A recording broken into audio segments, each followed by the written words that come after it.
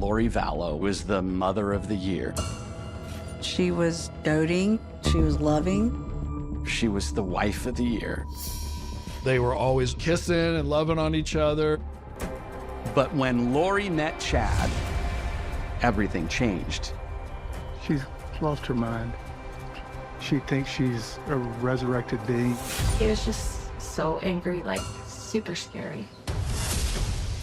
There's blood. He's not moving. I'm Chad. Dave, well, she's clearly dead. Bodies are stacking up. And my daughter goes, Tammy died last night. And JJ and Tylee are missing. There's a convoy of FBI, police, SWAT team. We have exclusive, never-before-seen footage of the day police made their biggest discovery. The Doomsday Mom, Lori Vallow, is charged with first-degree murder. Were Lori and Chad going to turn on each other? And then all of a sudden, there was a bombshell. There was just a hush in the courtroom. You could have heard a pin drop. Jesus Christ knows that no one was murdered in this case. I was tempted to jump out of my seat. It was terrible. It was terrible.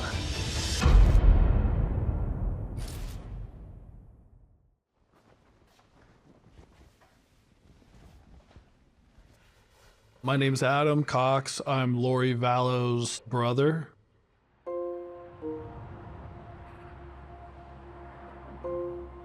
We grew up in Rialto, California. We had a great childhood. We lived on the country club golf course. Stacy is the oldest, and Alex is the second oldest. I'm the middle child, and then Lori, and then Summer. We were really close growing up together. My dad is more recluse, disciplinarian, tries to keep order in the house, I guess.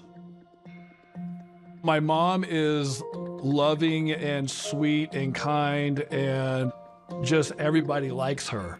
She's one of those personalities. I think Lori's picked up on some of that. Growing up, she was a cheerleader. She had a bunch of friends. She wanted people to like her. But Alex could care less if anybody liked him. They were literally opposite with those. We were all raised Mormon. We read scriptures together as a family. My mom would make you go to church. She was strict on that. We tried to be very consistent with gospel doctrine and gospel teachings. Lori and I are just about 18 months apart. It was always fun for my family to visit Lori's family every summer. Lori's family, they seemed like they had it all together. They had more money, very attractive. And Lori's parents, Janice and Barry, were temple workers. The temple is really important in Mormonism. It is the end-all, be-all goal to be worthy to enter the temple. And you have to go through a two-step interview process. So it's sort of a tier above. You know, they're considered to be a little more faithful, a little more righteous. Lori, growing up, she did all the things that all good Mormon girls do. Scripture study, attending church every week. Other than that, I think she wanted to be married to a guy that would take her to church. They would have the house. She wanted that perfect life. Lori's first marriage was straight out of high school, and that lasted 6 weeks. And then she moved to Texas and moved in with me. Met a guy named Will, and she ended up marrying him. She had Colby with him, and they got divorced.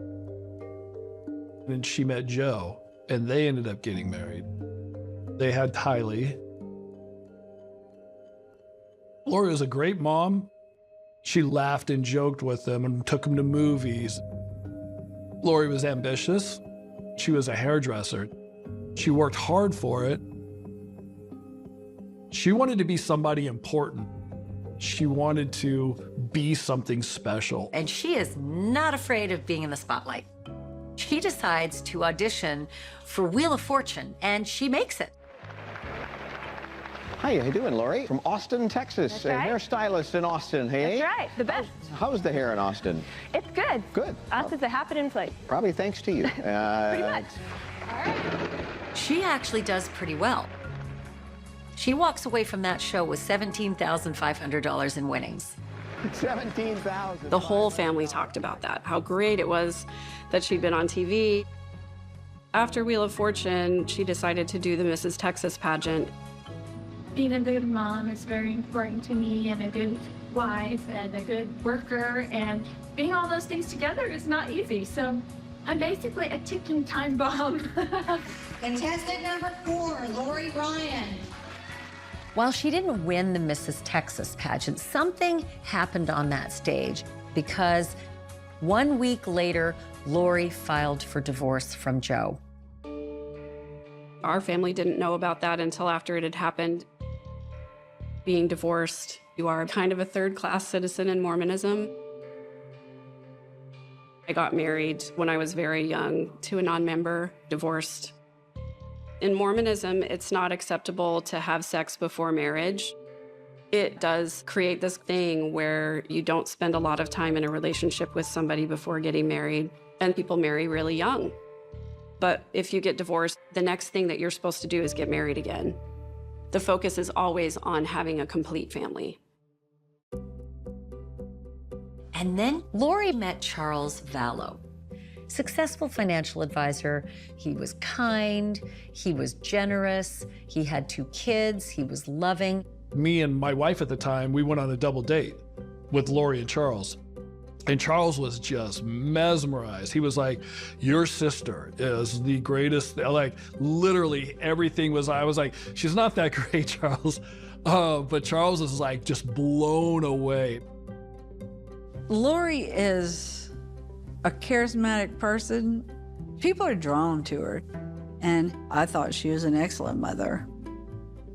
She was doting, she was loving. They flew to Vegas and got married at one of those little chapels. Whatever Lori wanted to do, Charles was gonna be right there with her. I don't remember him converting to Mormon.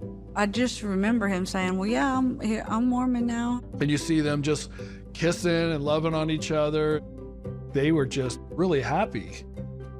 After 6 years together, Charles and Lori decide to expand the family and expand their love, and they adopt JJ.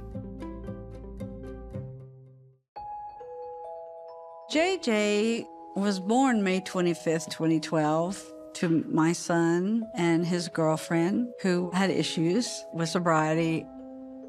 We were just grandparents, but when they released him from the hospital, Larry and I brought him home just like we were new parents. He was so little. You couldn't help but love him. He was so beautiful. He and I bonded the first night that we had JJ home. I laid him on my chest and I pulled my robe tight and I tied it and I held him. But JJ was diagnosed as autistic, and he deserves more than what we could give him. Charles and Lori said, hey, we'd love to adopt him.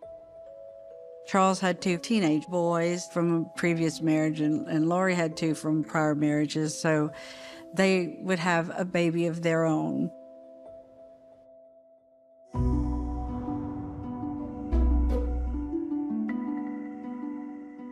At this point, Lori was going to the temple nearly every day. I have not been able to let this case go for years. I was raised Mormon, and I was a TV reporter for almost a decade.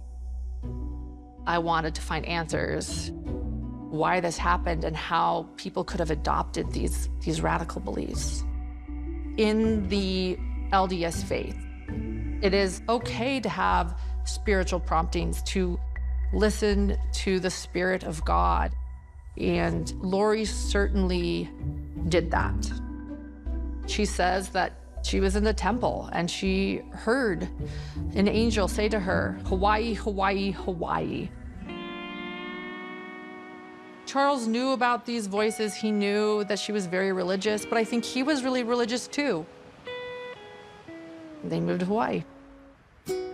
Hawaii was beautiful, and every day Charles would take JJ to the pier in Honolulu. They'd go to Anini Beach for a little while, and JJ would just take off running down the beach. They loved it there. And then when they were in Hawaii, Lori said, "Oh, I prayed and we're supposed to go back to Arizona." By now, Colby is off to college and has begun a family of his own, while the rest of the family moved to Chandler, Arizona.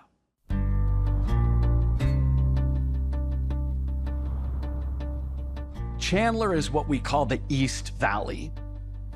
And the East Valley of Phoenix is where Mormon families congregate. Lori's religious beliefs, which I think mostly stuck to LDS church doctrine at that point, it started to get more and more extreme. These beliefs refer to multiple reincarnation, to dark and evil spirits. They refer to visions of the last days. Last days meaning the last days before the second coming of Christ. And it's going to be frightening and scary, and be prepared. The book of Revelation says there will truly only be 144,000 people left for the return of the Savior. When we went to visit them in Chandler, I saw so much food storage, water, and just all this stuff at their house. And I was like, what is this up here for? And she said, you know, you never know when things are gonna happen and you might need it. As Lori became more obsessed with the end of the world and the second coming of Christ, she came across this author of multiple books about the topic, Chad Daybell. Lori loved his books. He was a visionary. Lori and Chad, from that moment on, their lives would never be the same, and the lives of the people around them would all change in terrible ways.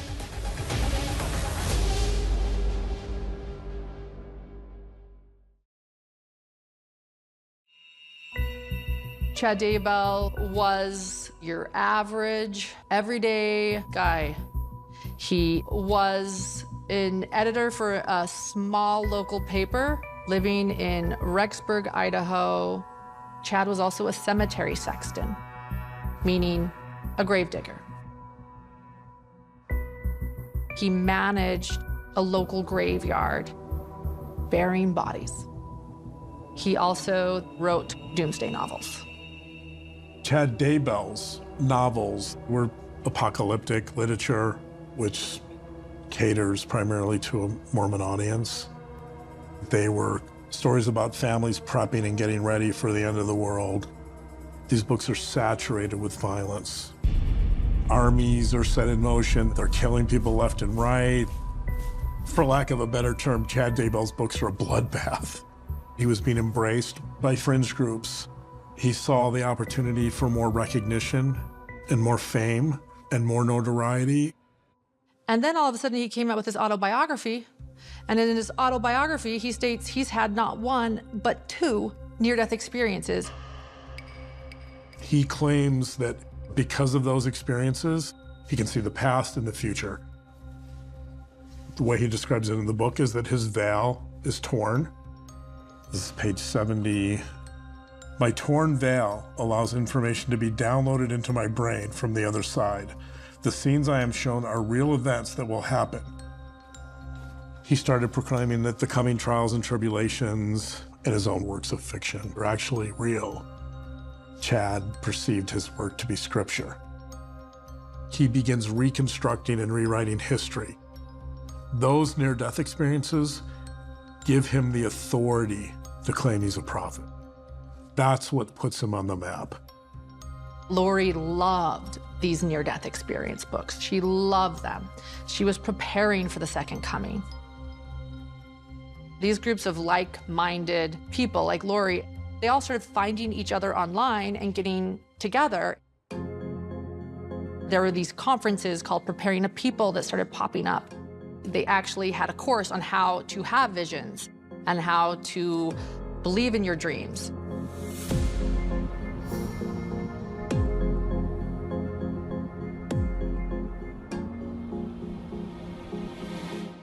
At this conference, Chad was a speaker, and Lori was there.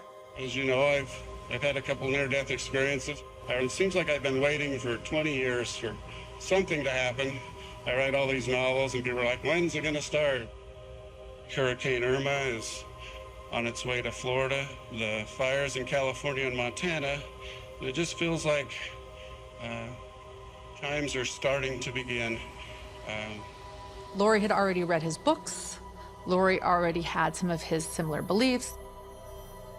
After Chad's speech, she came up to his booth and started helping him sell books. From the moment they met, the connection between them was so strong. In Chad's mind, he's thinking, this is the most beautiful woman I've ever seen, and says to her, we were married in a past life. Chad tells Lori that he had a vision. Lori and Chad, they're the chosen ones to lead the 144,000, to prepare for the second coming of Christ. Their names are written in the heavens as the most righteous leaders in this new world. If someone told me that, I would call that the worst pickup line in the world. But to Lori Vallow, who was already a believer, it was a turn on. Someone finally sees and understands her spiritual beliefs. Someone sees and understands that she's on a higher spiritual plane. It was validation that she was somebody special. Despite her husband Charles's converting to the LDS faith, she had actually never been married to a man who had been born and raised in the faith, who was a visionary like Chad. Lori started telling her older brother, Alex, about Chad Daybell, and he started reading Chad's books. Alex was excommunicated. He had a lot of sexual relationships. People who've been excommunicated, there's sort of a pressure to one day get baptized again so that you can have all of your blessings restored to you. Alex really looked up to Lori and really admired her religious devotion. Chad met Alex, and Chad gave Alex a blessing. That you'll be a powerful servant, and you were selected to help protect your sister. Alex believed all of this. Alex was in hook, line, and sinker. Your exaltation is assured through your faithfulness. In the name of Jesus Christ, amen. Amen. Chad was well known among her circle of friends with these extreme beliefs. So this really tight-knit group of friends started to form. This group of people included Melanie Gibb, Lori Vallow's very close friend. Melanie knew Chad before Lori. Was this a cult? It certainly looked like it was the beginning of a cult. They would speak on these podcasts. So we're here with Chad Daybell, and he is on our Feel the Fire podcast today. We want to talk to Chad about his personal experiences with the Savior. Ray's had many experiences because of his near-death experiences. I thought that much of the world was in chaos and still in war and trial, but I was shown that Jesus will come. Lori's husband, Charles, is not quite as engaged in Lori's beliefs, but he is supportive, to the point where he actually builds Lori her own special room in the house where she can get away from the family and dance to loud Christian rock. There's a big room, and she had it lined, the walls lined with mirrors, and he said every night she gets in there and she dances for 2 to 3 hours. Charles tried to embrace her sort of extreme beliefs as much as he could without understanding them. He tried to be welcoming to her new friends, but it got weirder and weirder, stranger and stranger. Charles called me one day. He said she dances and she records herself and she's sending it to some guy named Chad Daybell. And I said, well, who is he? And he said, well, he's in that crazy religion stuff she's doing. I told Charles, if they're not having an affair, they're getting ready to. I can tell you that much.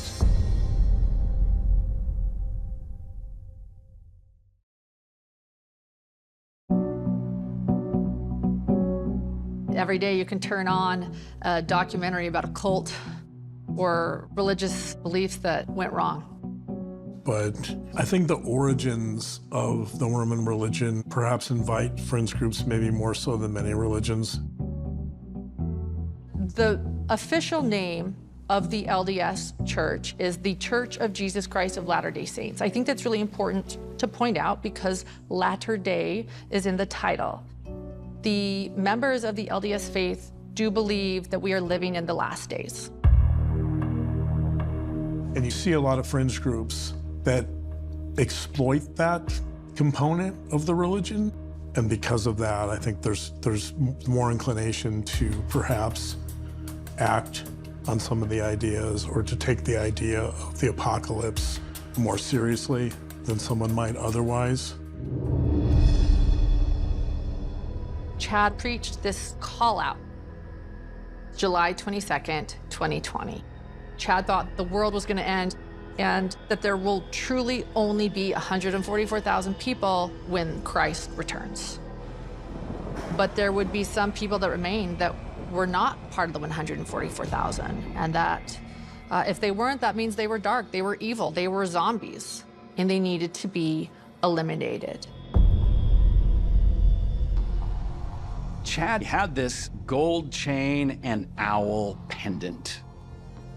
And he would rock the little pendant back and forth. And he would say that if it ended up on this side, the person was dark.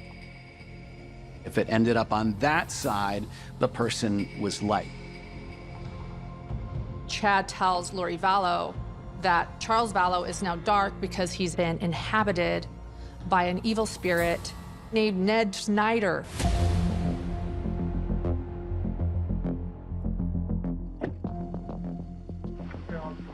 Let's come over here. So what's going on tonight? She's lost her mind. Charles called the police because he couldn't get in the house. She had the locks changed and he didn't have a key. We're LDS. She thinks she's a resurrected being and a god.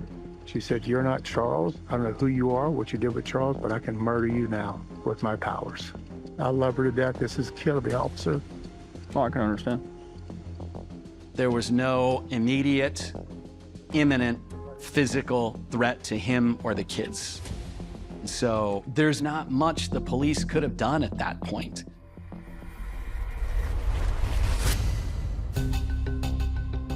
I like Charles a lot. Great guy. I was living in Kansas, but we talked all the time. When Charles called me and said, I think something's wrong with Lori, I was like, maybe he's getting it wrong because he's new to the church and he's not really understanding what's going on. I waited to hear from Lori myself. And Lori said, I'm transitioning into an immortal body. And I said, what? She goes, yeah, I don't have to eat anymore. And if somebody shot me, the bullet would just go right through me. And I mean, literally, I'm standing there going, oh my gosh, what is going on right now? She goes, you think I'm crazy, don't you? And I was like, I don't know if you're crazy, Lori, but what you're telling me is not true. And then she got mad, walked away, and didn't talk to me. At that point, Lori told everybody in the family, do not talk to Charles, and said that Charles cheated on her on one of his business trips. They separated. Charles was trying to get a divorce. He was trying to send Lori divorce papers.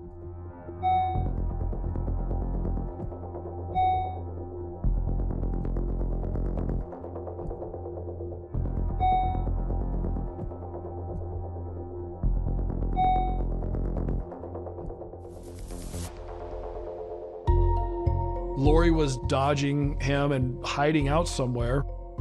He told me that she didn't want him anymore, but yet she wasn't going to divorce him, which didn't make any sense at all.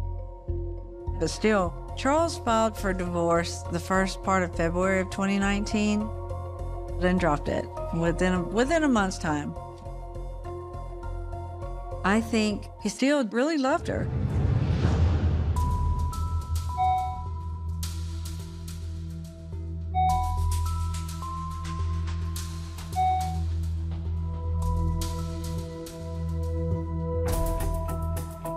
He would call me bawling, crying, and it was just so sad. Charles and Lori's relationship had become much more contentious. Tylee, at this moment, didn't like her stepdad because of the things Lori was telling her. And Tylee was always very protective of her mother, who she believed. Lori was going to stay separated, and Charles wanted full custody of JJ.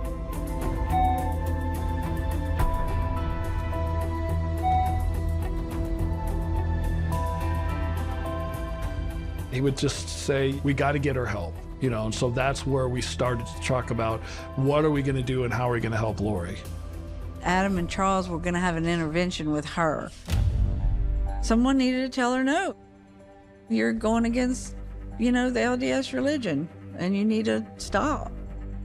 Charles wanted to get her in front of the church leaders, hoping that would be the thing that she would snap out of whatever delusion or whatever thing that she was in.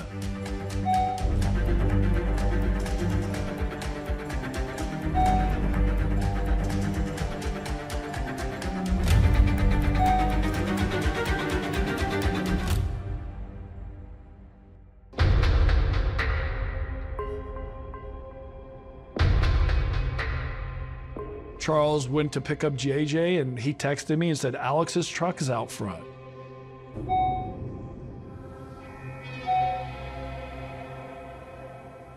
And I was like, that's really weird. Why would Alex be at Lori's house this early in the morning?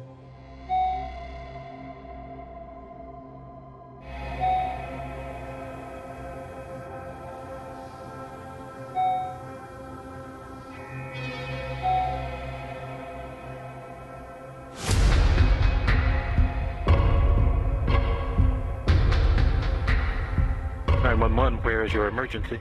I got in a fight with my brother-in-law and I shot him. What's his name, your brother-in-law? Charles Vallow.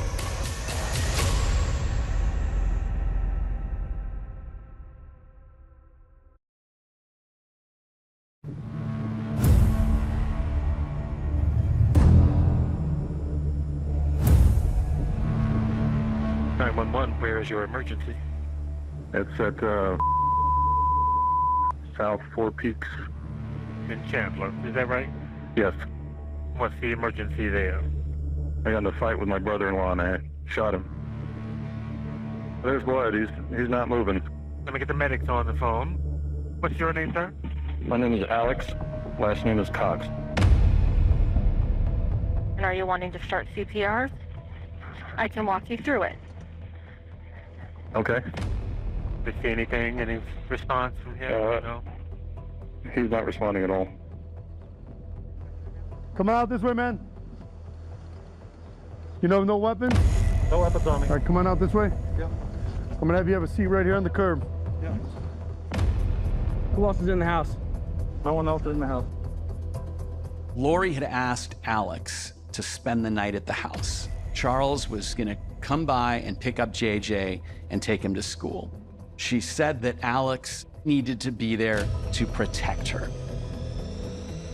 Chandler Police Department, anybody inside, make yourself known.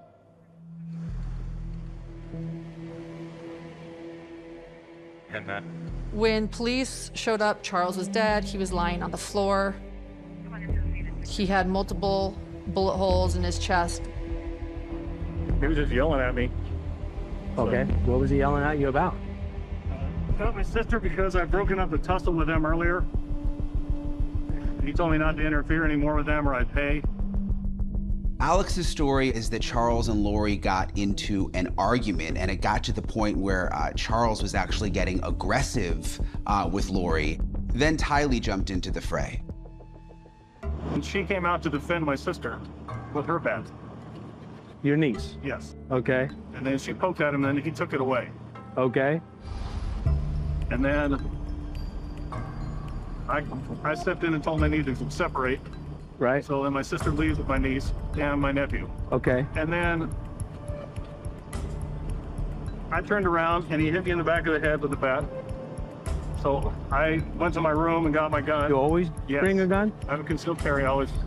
Okay. Just to be safe. Hi, who are you? Hi. Okay, just stand over there for just a second, guys. And then told him to put the bat down and he wouldn't, so I shot him to stop him. So why didn't you stay just in your bedroom, close the door?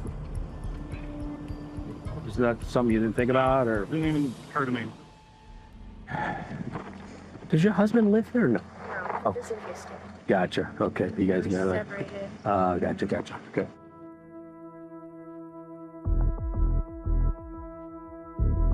Chandler police take Alex, Lori, and Tylee back to the station where they inform them that Charles has died. High school, there's so many kids. Her husband had just been shot and killed. You don't see any of that shock in her face. Tell me what happened. You can start what makes the most sense to you, and we'll just work our way through it. He came over in the morning and he's like banging on the door. I'm like, oh great, here we go, you know. And I was just really nice, as nice as possible, and I had JJ stuff already for school. So he initially left with the backpack and with JJ? He put them in the car, in the driveway, and then he came back in. So I guess he had left his phone on the counter. He comes back in, I would give him his phone. He was very worried about whatever was on his text that he did not want me to see. He's been talking to my other brother, and my brother came into town at the same time last night.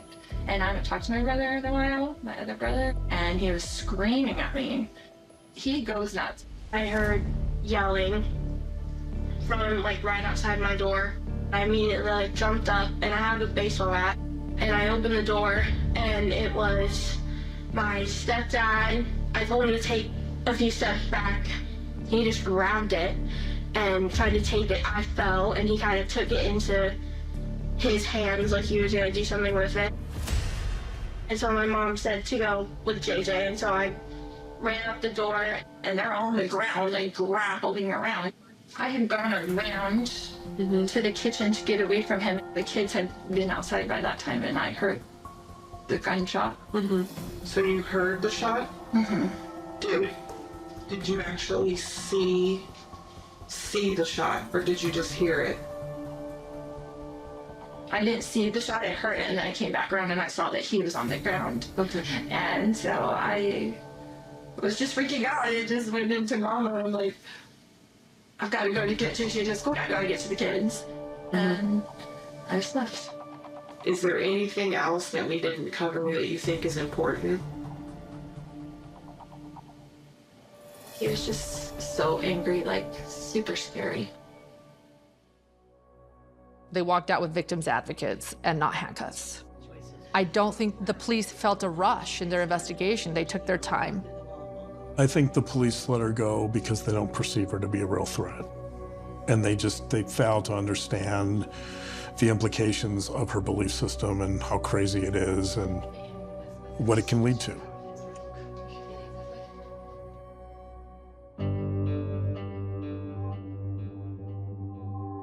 My nephew, Charles's oldest son, called and said, "What is going on? I got this text from Lori saying Dad's dead."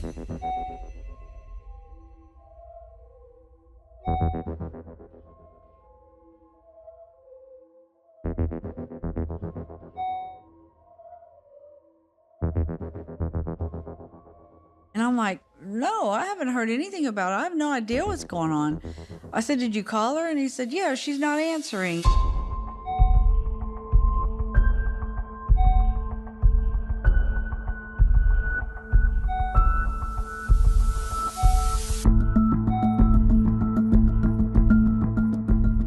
I just was in shock. I refused to believe it. I Googled in Charles Fallow, Chandler, Arizona, brother-in-law shot. He said, they killed him. Alex Cox shot him to death yesterday morning in Chandler. And I was, what? What did you say? I mean, it was terrible. It was terrible. Charles supposedly had attacked him with a baseball bat. That was a complete lie. No way. No way. That can't be. Charles worked out 6 days a week. He played baseball. He was a good hitter. If Charles hits you with a baseball bat, you won't have a head. There'll be gray matter everywhere. I tried calling Lori and texting her, and it just went straight to voicemail. Nothing, just crickets.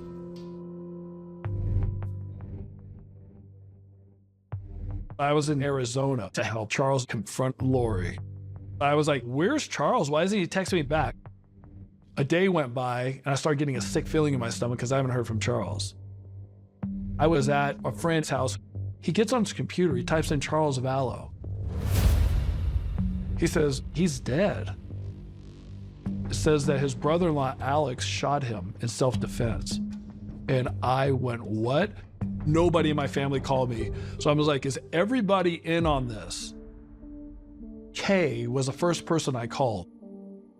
At this point, I didn't know who to trust. And I was like, hey, did you know that Alex killed Charles? She goes, yes. Amazing, isn't it?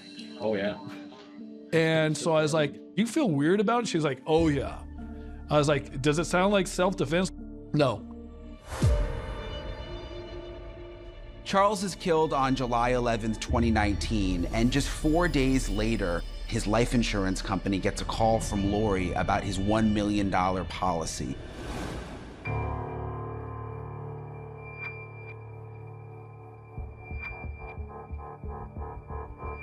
Claims department. Are you calling in reference to a death claim? Yes. May I have the name of the insured? Charles Vallow. And your relationship to the insured? He's my husband. And who am I speaking with? This is Lori Vallow. And what was the cause of his passing? Well, he was shot. Okay. So I don't know how I want to put that. Was it a homicide? No, it was an accident.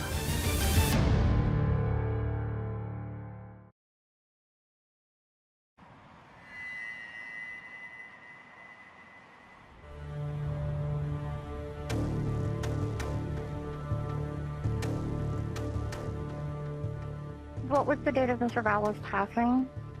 July 11th. I'm very sorry for your loss. Are you aware of who the primary beneficiary of the policy is? It's me. What we will do now is review the policy and the file to confirm the beneficiary information. You should receive an email from our office. Thank you.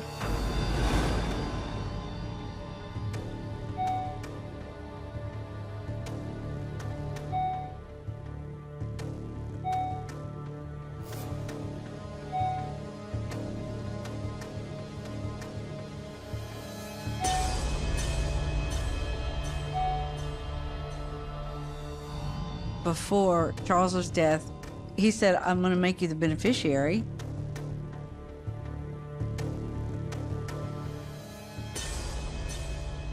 Once she learned that I was getting the life insurance money, Lori sent me a picture of the change of beneficiary form, changing it to me. That was scary. That, to me, was a threat. I saw the beginnings of the real Lori then.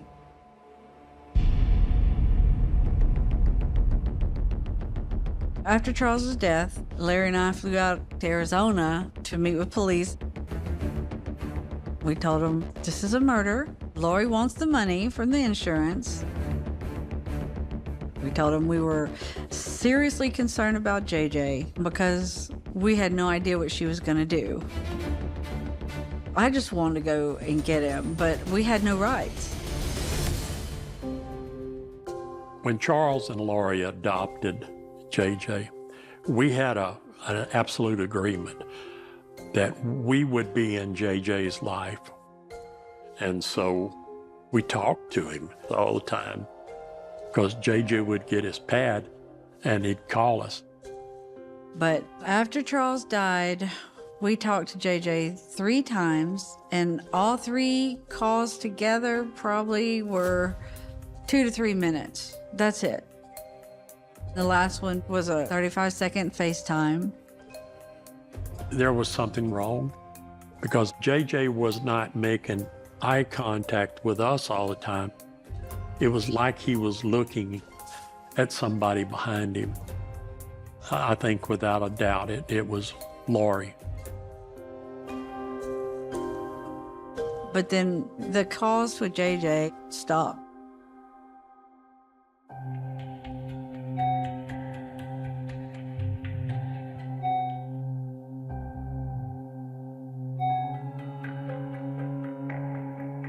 But no contact, no nothing. Lori decided to go just off the grid. That was it. After Charles died, Lori decided that she was gonna pack everybody up and move to Rexburg, Idaho. And Alex followed them.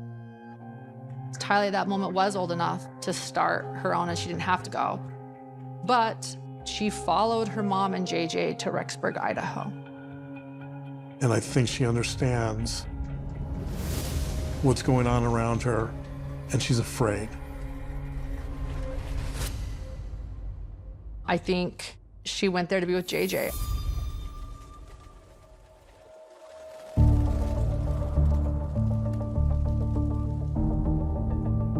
I started my career in East Idaho.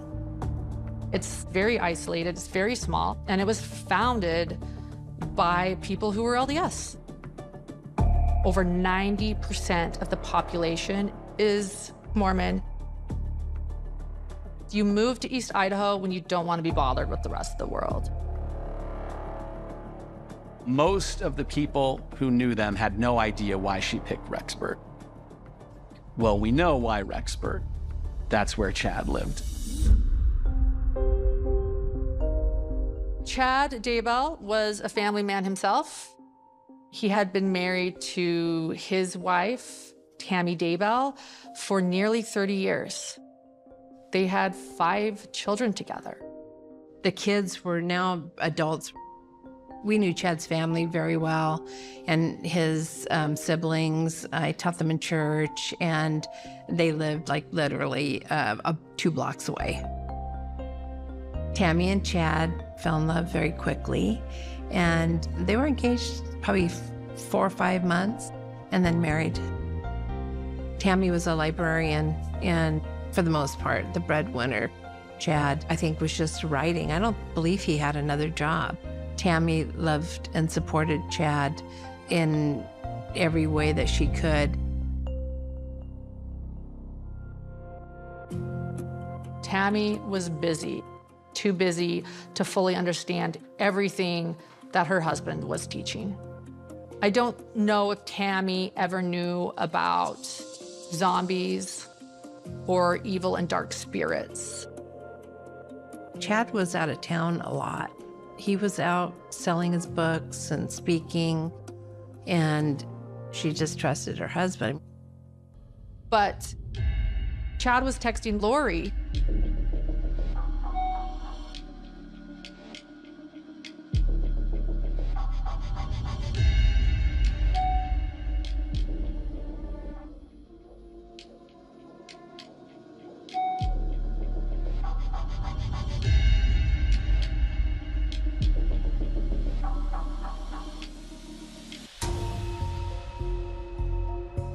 In October, Chad had told Tammy that he wanted her to go see her parents in Springville. And it was unusual because she hadn't done that before. She didn't like to travel alone. But she drove down to Springville, and they had a great visit. Tammy had started taking a clogging class. It was so hilarious because she was trying to clog for them. They just laughed and laughed. She was happy and everything seemed right in the world.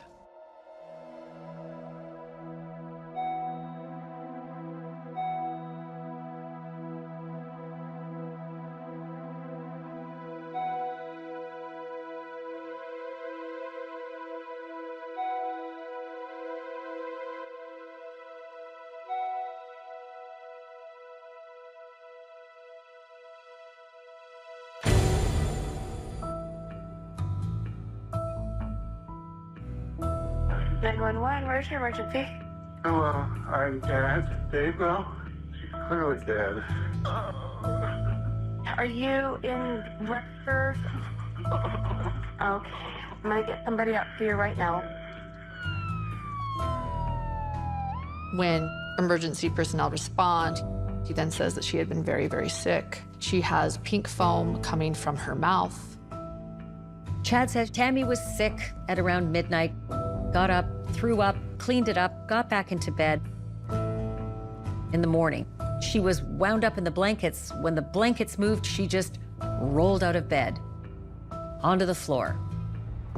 Chad says she just died in her sleep. That morning, my daughter burst in the door. I could tell she had been crying, and she said, Tammy died last night. There's no way. We had no reason to suspect that she wasn't feeling well. She seemed like she was at the top of her game. Chad, as well as his children, say that they do not want an autopsy. Despite Tammy being 49 years old, they say okay. And no autopsies performed, and they listed her death as natural.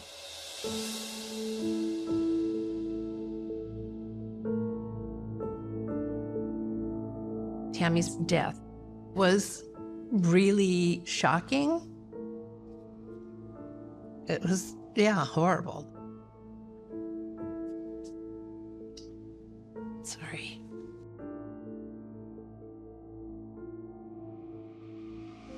And then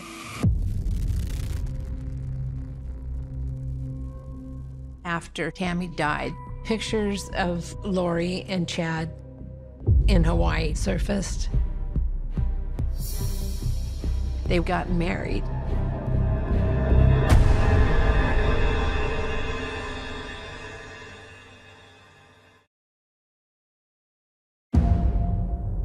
When I saw their wedding photos, I was just in disbelief.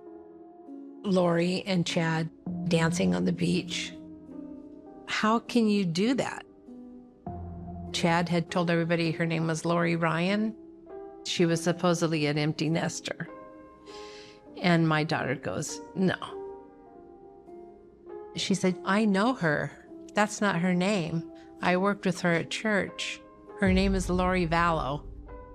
And my daughter knew both the kids. She had taught JJ in primary class at church. And then she goes, oh my gosh, her husband was killed. Charles died that summer, and Tammy just died. Chad's wife was now dead as well. And it was scary. It was scary because at that point, we had no idea where JJ's living. We knew they were in the Rexburg area. We just didn't know exactly where. So we hired a private investigator out of Phoenix, and he found out the exact apartment and address for where they were living. And then a couple of days after, I got on Charles's Gmail, which I had the passwords for, and that's when I realized that Lori was ordering stuff on Amazon. Wedding rings, a beach wedding dress, a bathing suit, men's white linen pants, white linen shirt. This is crazy. And that was early October. Tammy Daybell was alive until October the 19th. So they had it all planned. At that point, we were seriously concerned about JJ. So I gave the police Lori's address and said, hey, here they are. Go find him. Go make sure he's okay.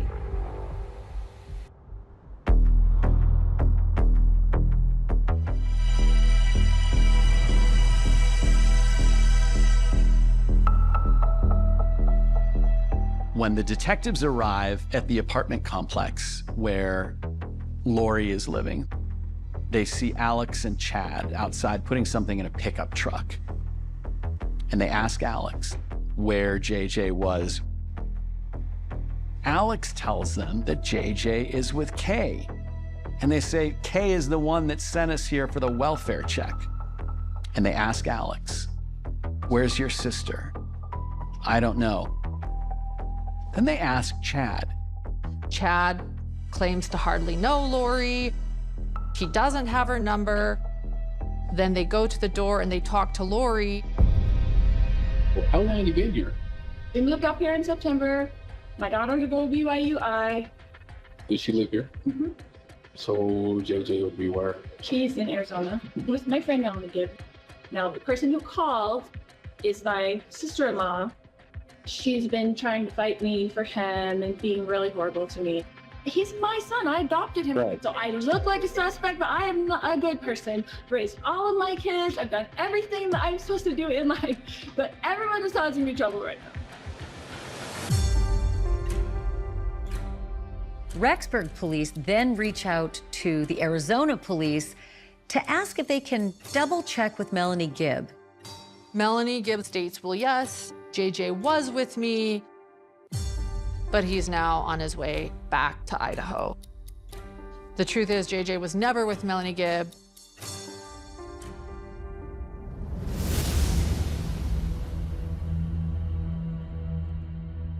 Once the Arizona police came knocking on Melanie Gibb's door, understandably, she was spooked. That's when she made the decision to record this phone conversation with Chad and Lori. Hello, sweet Melanie. Hi, Chad. Hey, Lori. Well, I was wondering why you told the police JJ was with me. I just needed to have somebody so I wouldn't have to tell them where he really was if they were going to tell Kay. Is JJ safe? He is safe and happy. Melanie, you just have to have faith. It's about this time that the police start to clue in that there's another child at stake here.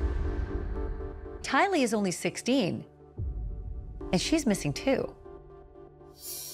At the welfare check, police didn't find any evidence that Tylee had even been there, for a while at least. Rexburg law enforcement went to BYU and asked if they had a Tylee Ryan in their database, and they did not. They realized that Tylee and JJ were both unaccounted for. That heightened everyone's concerns. The next day, Rexburg police serve a search warrant, and everybody is gone. Lori's gone, Chad's gone, Alex is gone, and those kids were gone. Where are they?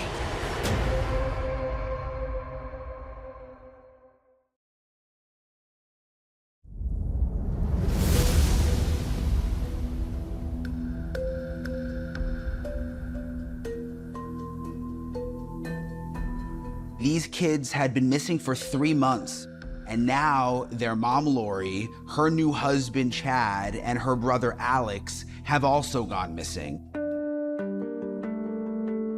Tylee was 10 years older than JJ, but, you know, she and JJ were just so tight and absolutely adored each other. She was a great big sister to him. It wasn't just Tylee loving JJ and protecting JJ. It was how much JJ loved her.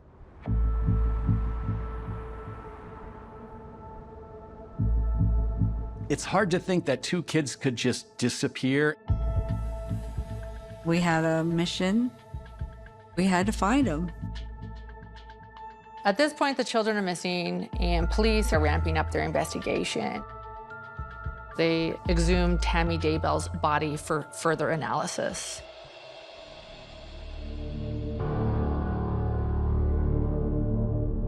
None of us knew that was happening. I believe it was done like at 5 or 6 o'clock in the morning. Her body was taken to the coroner. He did an autopsy, and she was back and buried again, like at 9 o'clock before anybody even knew.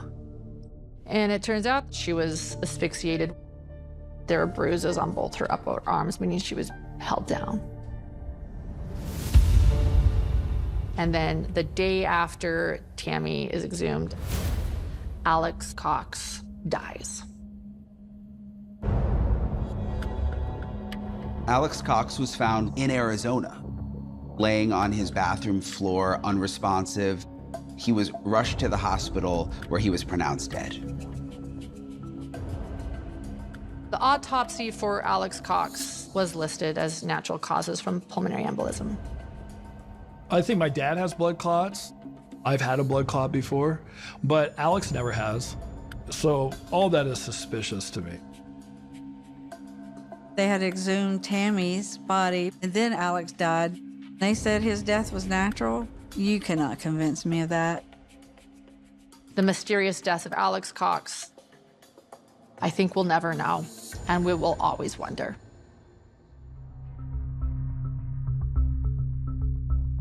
So all of these bodies are stacking up, and JJ and Tylee are missing. That was our total focus. Where are the kids? Where are the kids?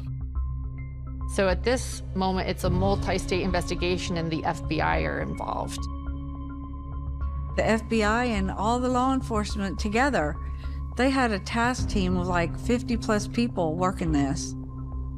Rexburg police released it publicly about the kids missing. Once that release went out, it was like, boom, gangbusters. Everybody was looking for those kids. Social media. Arizona kids are missing after vanishing without a trace. Traditional media. Police are now investigating the couple for the disappearance of the children. Investigators, private investigators. What has happened to JJ and Tylee? It seemed like this story went from off the radar to consuming the radar like that. Kay Woodcock's been leading an effort to find the children and take action against Lori. Please help us find JJ. Help us find Tylee. I can't ask more, I can't beg more. I didn't find out that the children were missing until it was coming out in the news. They were looking for Lori. What was going on here? Typically, when children go missing, it is the parents who alert the police within minutes. But in this case, Lori wasn't saying a word, and Lori was also missing. Police were able to use Lori and Chad's cell phone data to figure out that they were in Hawaii.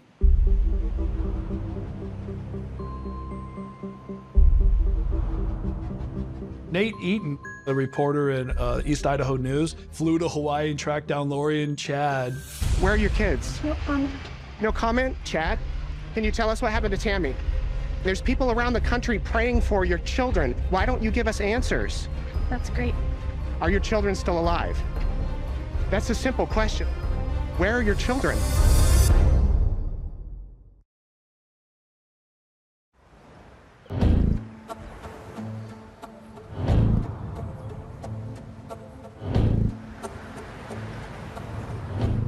I've never spoken publicly before, but I did because I needed to find the kids. The kids haven't been delivered. They are sunning on the beach somewhere while we're sitting here wondering where the kids are. Lori's not going to make this easy. She's not going to do anything unless she is absolutely forced to do it. Police executed a search warrant at Lori and Chad's place in Hawaii. They found no evidence that the kids had even been there. And then they give Lori a demand. Hi. How's it going? Kevin, Lori? He's probably concerned. Either you produce the kids, or we're going to arrest you. Do you have any questions regarding that? Lori had 5 days in which to produce the kids to the judge in Rexburg, Idaho. I was sitting in my bed watching TV, and my phone is blowing up. And I'm like, oh my God, what is going on? And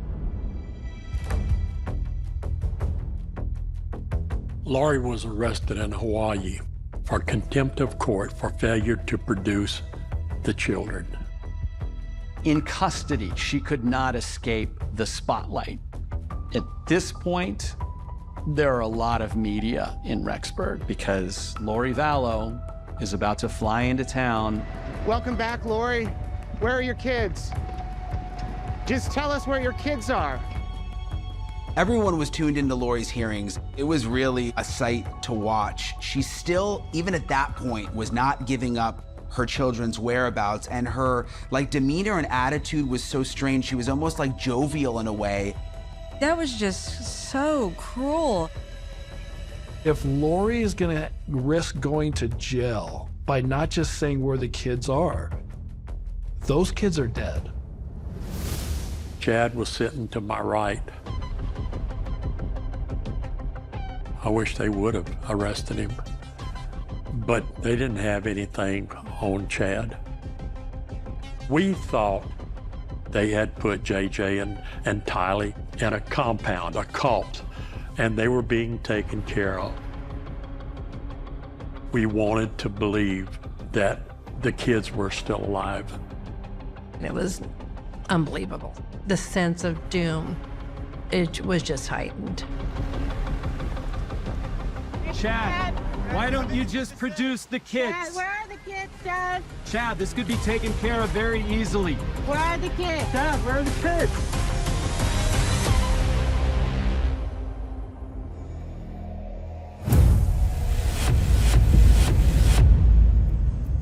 Well, we have a goal, All right, as long as you're rolling, I'm gonna do so we're just gonna do our goal. Hold on a second. I was working with 48 Hours at the time. It was really weird sitting down with Lori's mom and sister. I have faith in her as a mother that she's doing the best she knows how for her children. I was screaming at the TV, "You idiots, what are you saying?" Like, I was so mad at my mom and Summer for going on TV to say that the kids were fine when they had no clue. There is no way that she did anything to them. She couldn't crack enough to do harm to her children.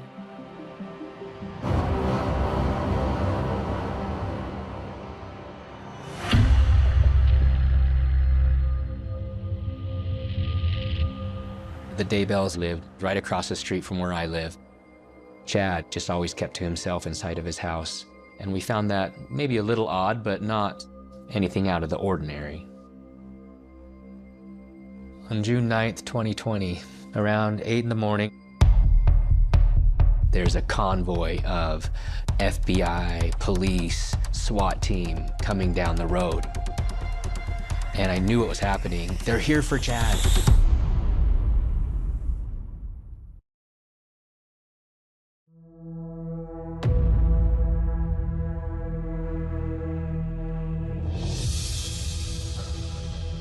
They had the forensic unit pulling up, the FBI out there. They had put Chad in his own car. While Chad was in the driveway watching the search, Chad and Lori have a phone call and it's recorded. An inmate at Madison County Jail. Hi, guys. No. Glad you called. Are you okay? Oh, they're searching the property. The house right now? Yeah. They're searching to see what transpires. Okay. You can tell that they're being very careful of what they say, knowing the phone call is recorded.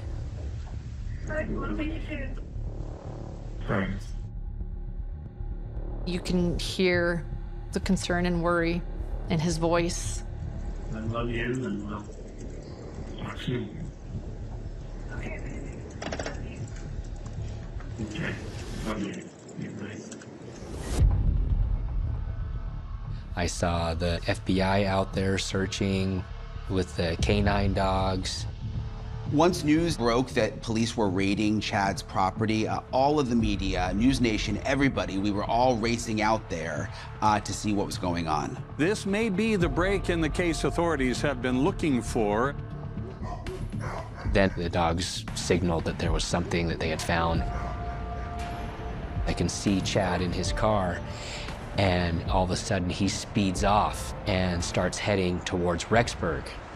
The unmarked cars turn on their lights and they start chasing after him. There was a local person who looked like she was driving by who was able to capture Chad's arrest on her phone.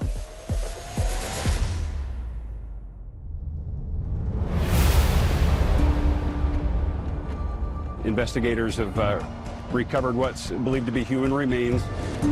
This being related to the case of JJ and Tylee, could this be them?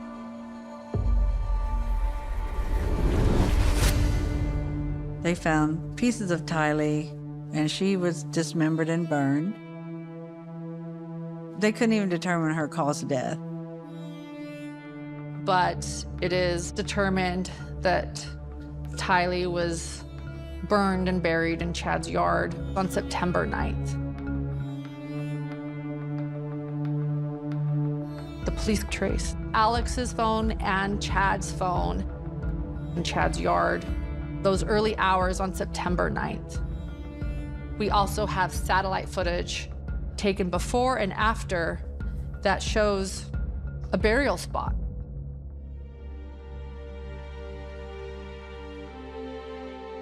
Then 50 feet from there, they found JJ. He was like under a tree right there in a little shallow grave, just like Tylee. The last sighting of JJ also comes from Lori's iCloud account. And we now know those were the same pajamas that he was buried in. Those kids didn't deserve that. No matter how mad or how angry or how disturbed you are, those kids didn't deserve that. Hearing that their bodies were found, it was too traumatic for me to follow. I tried to stay away from all the details. But at least we knew now. At least we knew.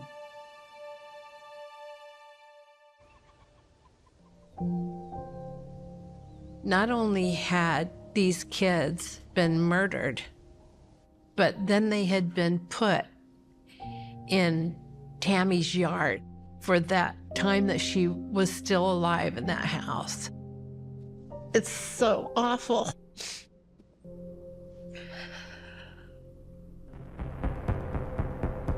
The FBI, they pinged Alex right down the road the night that Tammy was killed. My sister Summer talked to her from jail. We would have taken them. We would have taken care of them. You could have gone on and done anything you wanted. That's what you think? I don't know what to think. None of us do. You haven't told us anything. We believed you. We stood up for you. There's nothing okay about killing children. Nothing. I don't know what to say, Lori. I mean, you know how much I love you and Alex. My children. Do you think I let that happen? Yes, I do. That's nice.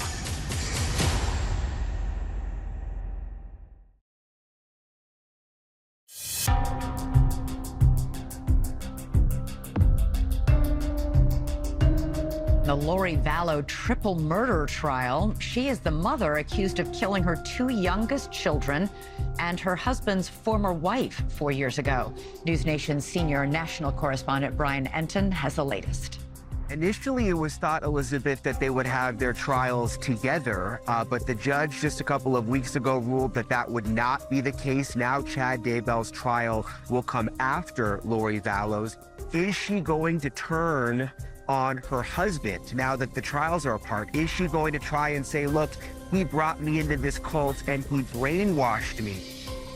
It is certainly a possibility.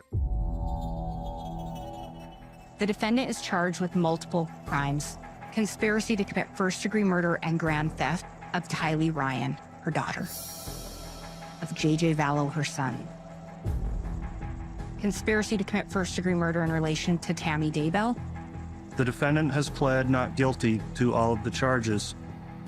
I didn't go to the trial. I don't want to sit on Lori's side and say, oh, I'm with Lori. So I avoided it. My family avoided it.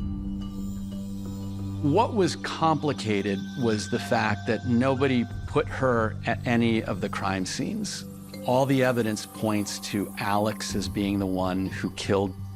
It was not cut and dry. There was just a lot of circumstantial evidence. The defendant will remove any obstacle in her way to get what she wants. And she wanted Chad Daybell. JJ took a lot of time and effort and energy to care for it. That time, effort, and energy took away from the defendant being with Chad Daybell and devoting her time and attention to him. When she and Alex first moved here, Alex was setting the Wi-Fi password.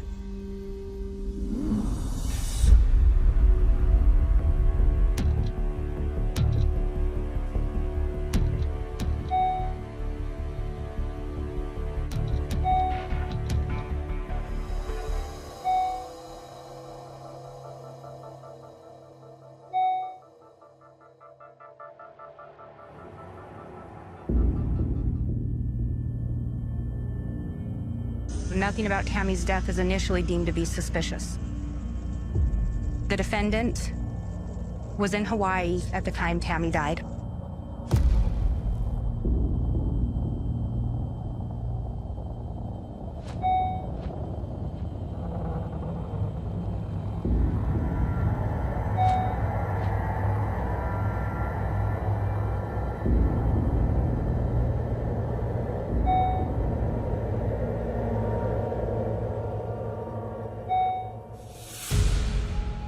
Money, power, and sex. That's what this case is about. When Charles was killed, they thought that they were going to be getting his life insurance policy, although it went to Kay.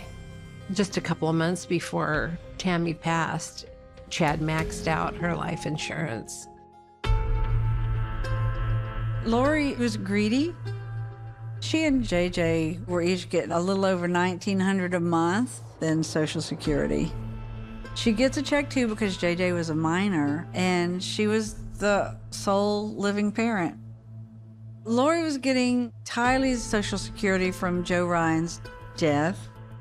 Tylee's biological father, Joe Ryan, died in April of 2018. It was chalked up to natural causes due to a heart attack. That money, I believe that is the sole reason she didn't give JJ back to us and she didn't let Tylee go live with anyone else. If the world is going to end, why are Chad and Lori worried about the insurance policies and the money? The defendant and Chad used their self-proclaimed religious beliefs and teachings to justify their actions to others. Their actions from an affair to murder. The religion, all that was just a vehicle to get them where they wanted to be, together with money and no kids. No husband for Lori and no wife for Chad. Did she refer to Tylee as a zombie? Yes. Did she refer to JJ as a zombie? Yes. Did Lori deem Charles a zombie? Yes. Did Lori refer to Tammy Daybell as a zombie? I believe so, but She probably used that word. All obstacles gone. All of the people that became a zombie got in Lori and Chad's way. Pattern's pretty clear.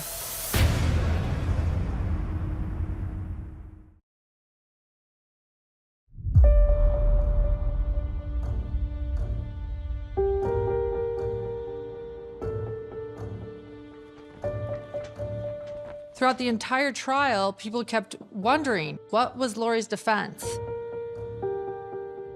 The day that the defense was supposed to start, the defense attorney said, "We do not believe that the prosecution has met their burden, and so we are not going to put on a defense." And that was a bombshell. The closest thing to a defense that we heard were the closing arguments. Her attorney really started to blame things on Chad Daybell. She so wants to be a leader, but she's not leading anyone. She's following Chad. After she met Chad Daybell, she changed. Her beliefs changed. 1 year after meeting Chad, 4 people are dead. Lori was upset that her defense attorneys might be throwing Chad under the bus. She did not want to do that. Proof has to be beyond a reasonable doubt. If it's not, the law says you must find her not guilty. No one here thinks Lori actually killed anyone. Someone else did the killing. Follow the lack of evidence. We are now on verdict watch here in Boise outside the courthouse. Verdict could come any moment now following Vallo's 6-week trial. The jury deliberated 5 to 6 hours before they came back. In the District Court of the 7th Judicial District of the State of Idaho, and for the County of Fremont. In a trial like this, State of Idaho plaintiff versus Lori Noreen Vallow. one of those jurors could say, no, she didn't do it. And you have to prepare yourself. If you step back, it's impossible to see this series of crimes taking place without her participation. Conspiracy to commit first-degree murder of Tammy Daybell. Guilty. It was a burden lifted off. We were so praying for the sentence to match the crime. Conspiracy to commit first-degree murder of Tylee Bryan and grand theft by deception. Guilty. Conspiracy to commit first-degree murder of Joshua Jackson Vallow and grand theft by deception. Guilty. It was a relief, but bittersweet. This is just reinforcing. They're dead. They're never coming back. You'll never see them again until you die, you know? Bittersweet.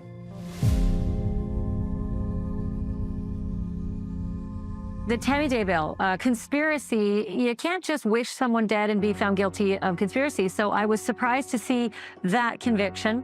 The conspiracy to murder the children, I thought that that was a no-brainer. I'll be honest with you, I felt from the get-go that she was guilty of sin.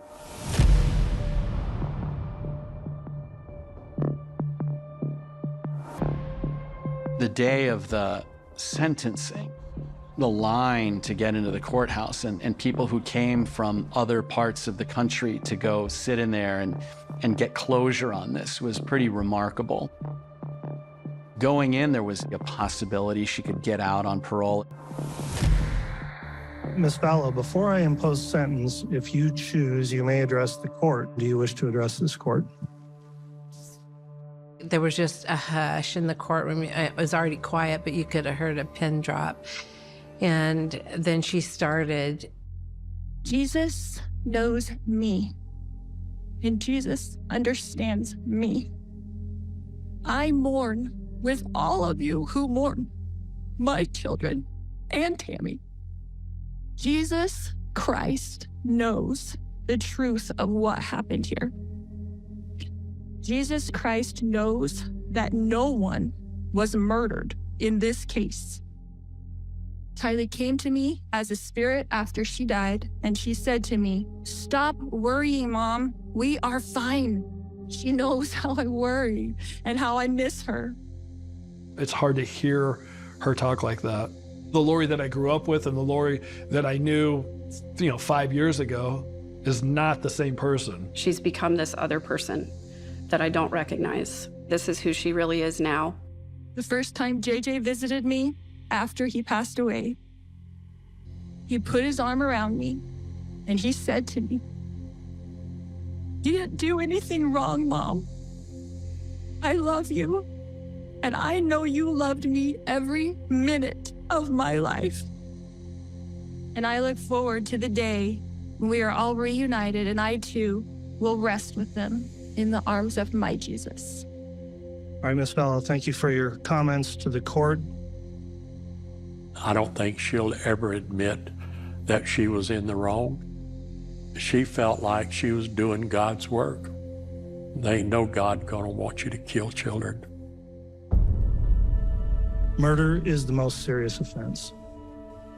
And the most unimaginable type of murder is to have a mother murdering her own children, and that's exactly what you did. After all of this evidence through trial, you haven't shown any remorse. You haven't said you're sorry. Would you please rise for the pronouncement of sentence? You are sentenced to the custody of the State Board of Corrections to serve the maximum allowed sentence, a fixed, determinate life imprisonment sentence with no possibility of parole.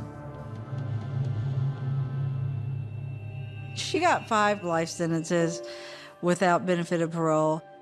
I believe justice was served in Idaho. We cannot get any more earthly justice for JJ, Tylee, and Tammy.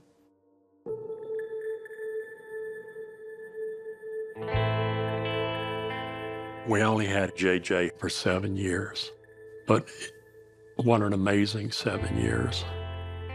It's gonna be okay. Because I know in the future I'll see him again. You love your brother and your sister, and then your brother and your sister get involved in killing your niece and nephew who you love. So it's people that you love killing people that you love. It's hard to process that. It's never going to bring Tammy back. We are always going to be missing Tammy, and we're always going to know how she left this life. There's no resolution. I still have questions. This belief system they created, did they really believe this? Did they really believe children were zombies? Is she the one that talked Chad into doing this? Or did he have some sort of power over her?